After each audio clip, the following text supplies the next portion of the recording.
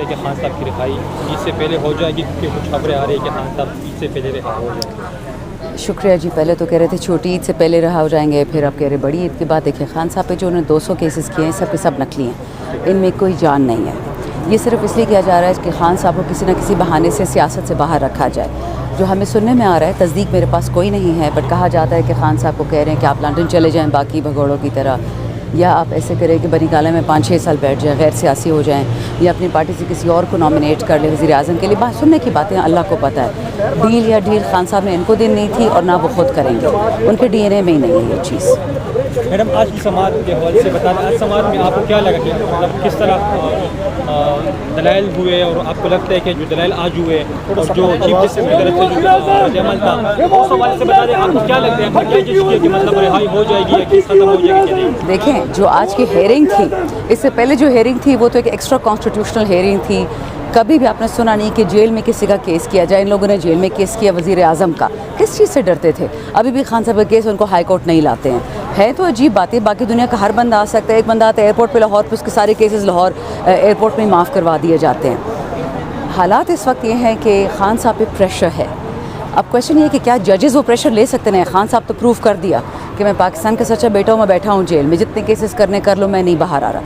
अब जजेस ने जो ख़त लिखे, जो उन्होंने सुप्रीम कोर्ट को कहा कि जी पहले हमारी जो उनके साथ बेहुरमती हुई है, इलेक्ट्रिक्यूशन हुए, शॉक हुए, पीटीआई के साथ तो 2 साल से हो रहे हैं जजेस के पास भी। तो जजेस से क्या फैसले लोगों ने लेने थे कि उनको इलेक्ट्रिक्यूट करने की ज़रूरत पड़ गई, उनकी बीवियों की वीडियोस बनाने की ज़रूरत पड़ गई। अब फिर उनके बाद जब उन्होंने सुप्रीम कोर्ट खत लिखा, उसके बाद चिट्ठी आना शुरू हो गई जिसमें पाउडर आ गया था। अब वो पाउडर पता नहीं क्या था, लेकिन डराना धमकाना ये कोई तरीका है?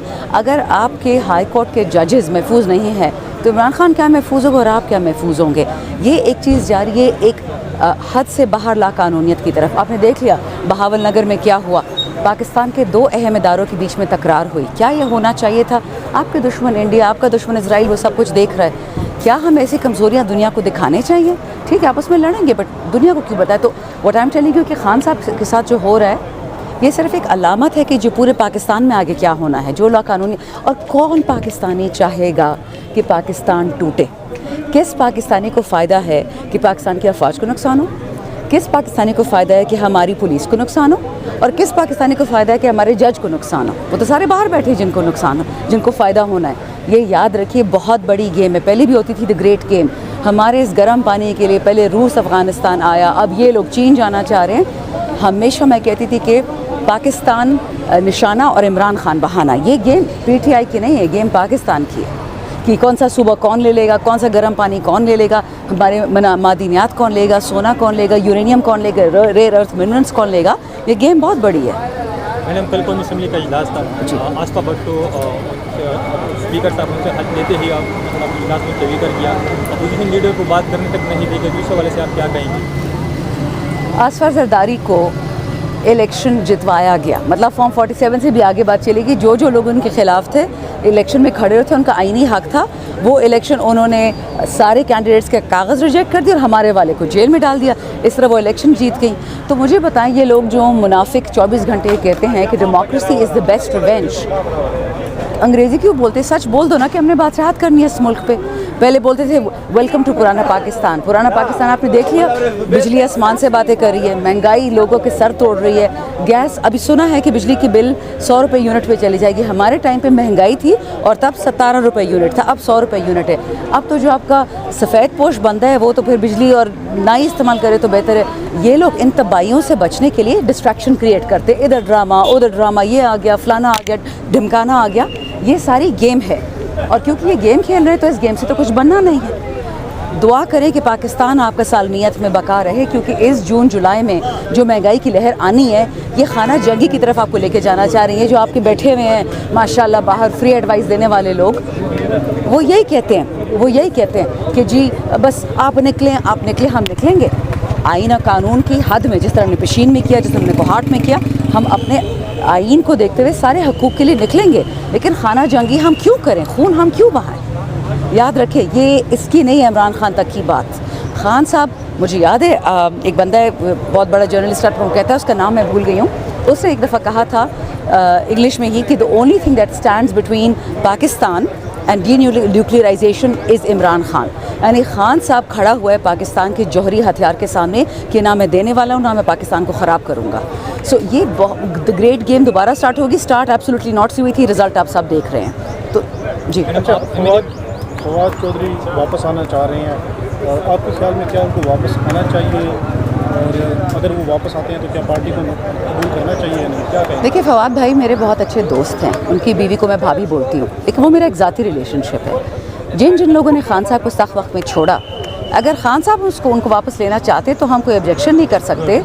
लेकिन क्या ये हो सकता है कि जिन लोगों ने शरियार अफरीदी की तरह, अली मोहम्मद की तरह, जुनैद अकबर की तरह, आमिर डोगर की तरह, बाकियों की तरह मारे खाइए, उमर चीमा, डॉक्टर यास्मीन राशिद, फलक जावेद, ये लोग जो मारे खा रहे हैं, पिट रहे हैं, फिर इन लोगों को हम फारिग कर दें? मतलब सोचने की बात है। मैडम आप एमएनए बन गई, आप पे जो केसेस थे तो वो कहाँ तक पहुँच गए, आपको कोई शरीर? मेरे पे जी हर 2-3 महीने बाद कोई नया केस करते हैं। अभी किया हुआ ये मरियम नवाज़ ने वो FIA वाला केस, उज़्ज़ल शाह जो बेचारा कत्ल हुआ था जेल में तशद्दुद से। तो देखते हैं, चलते रहेंगे केसेस। तो अब तो हम भी पता है, हम वो लोग थे शुरफा में अपने आप को समझते थे कि हम जेल, थाना, कचहरी कभी सोचा भी नहीं था।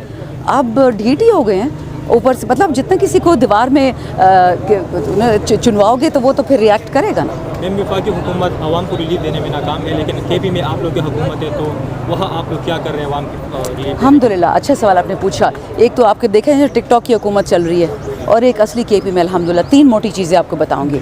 अली अमीन साहब से मेरी बात हुई, सेहत कार्ड रिस्टोर हो गया, सेहत कार्ड प्लस, जो पंजाब जैसे मालदार सूबे में ये नहीं देना चाह रहे। ठीक है, आपको खान नहीं पसंद, वो तो समझ आती है। पंजाब की आवाम से आपकी क्या लड़ाई है? उनको क्यों नहीं दे रहे सेहत कार्ड आप? हम पे वफाक ने पैसे बंद किए हुए हैं, हाइडल नेट हाइडल प्रॉफिट्स के, फाटा पाटा के जो सेहत कार्ड है वो पैसे भी नहीं दे रहे, और भी हमारी तकरीबन 1100 अरब से ज़्यादा कर्जदार हैं, वो पैसे हमें नहीं दे रहे हैं। हमने फिर भी सेहत कार्ड शुरू कर दिया, क्योंकि ये इंसान है, अल्लाह के बंदे हैं। ये तो लंदन नहीं जा सकते ना ट्रीटमेंट के लिए, तो यही ट्रीटमेंट करेंगे। अच्छा, दूसरा वन रेस्क्यू 1122, आपने देखा हालिया जो बारिश हुई, जो तबाही हुई है, अल्हम्दुलिल्लाह उसकी एफिशिएंसी। और तीसरा इसी 1122 से रिलेटेड जो वज़ीर आला के पैकेजेस मिले लोगों को, जिनके घर गिरे हैं, जिनके नुकसान हुए हैं, इतनी तेज़ी से पूरे पाकिस्तान में कभी किसी का अजाला नहीं हुआ। और चौथा, हम इस वक्त जो कर रहे हैं, लोगों को 8.5 लाख ख़ानदानों को 10-10 हज़ार रुपये पहुँचाया है ईद पैकेज में। और ये उस हालत में कि हम पे प्रेशर भी है, हमें डराया जाता है कि जी गवर्नर राज आ जाएगा, कभी डराया जाता है कि जी अली अमीन को हम हटा देंगे CM, उस पर FIR हो रही है, उसको इलेक्शन कमीशन बुला रहा है। उसके बावजूद अल्हम्दुलिल्लाह अवाम की खिदमत हो रही है। परफेक्ट हम नहीं हैं, परफेक्ट एक अल्लाह की ज़ात है, लेकिन अवाम ने जिस पे भरोसा हमने किया उनको नहीं ख़राब करेंगे।